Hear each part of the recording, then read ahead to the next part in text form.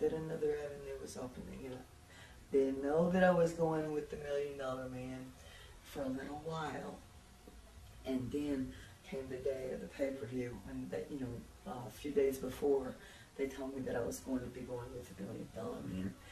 And so I went and I talked to Ted, and I asked him to call his wife, and I explained to her, and Vince had told Ted, and Ted had talked to his wife, Melanie, and I wanted to talk to her and make sure that it was okay and she was comfortable with me as a female working with her husband. And I like doing that with all the men, because if the guys are happy at home and their wives are comfortable with what we're doing, then that makes for a much better working relationship. So, and plus it made me feel at ease too, because I didn't want the wives to feel threatened or right. that I was trying to do anything mischievous or anything. I needed for the peace inside myself to know that they were okay with what we were doing. Switch tapes. Ted Dibiase, and now you're being with Ted Dibiase. Mm-hmm. What are some of your memories of working with Ted and some of the programs you guys worked with? Ted. I used to watch Ted when he worked for Bill Watts down in Mid-South. Right. And I remember him. I had remembered him from there. I didn't really speak to him at that point in time. Of course, he wouldn't remember me anyway.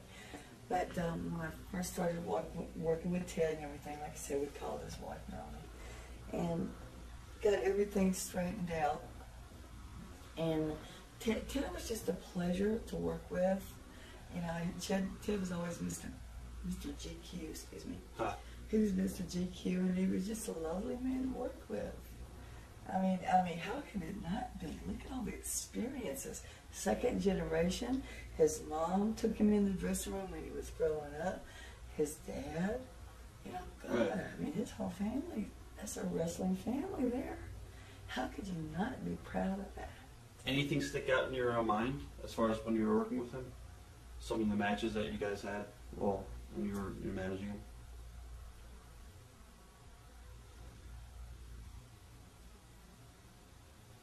All the matches were amazing.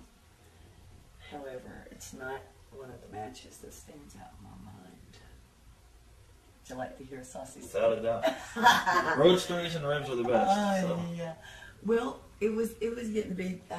My nickname for Ted was Teddy Bear. Right. I always called him Teddy Bear, and he just looked like a teddy bear. With those red cheeks and all that stuff. He just looked like a teddy bear. And so it was getting to be his birthday, and we had a show at Boston Garden. So I called ahead, had a couple of friends of mine go down to a naughty shop.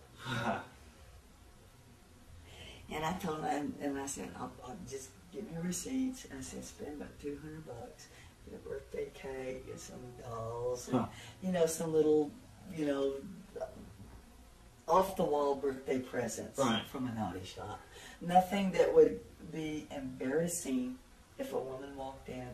However, that would be very funny. Right. I had pictures of his birthday party.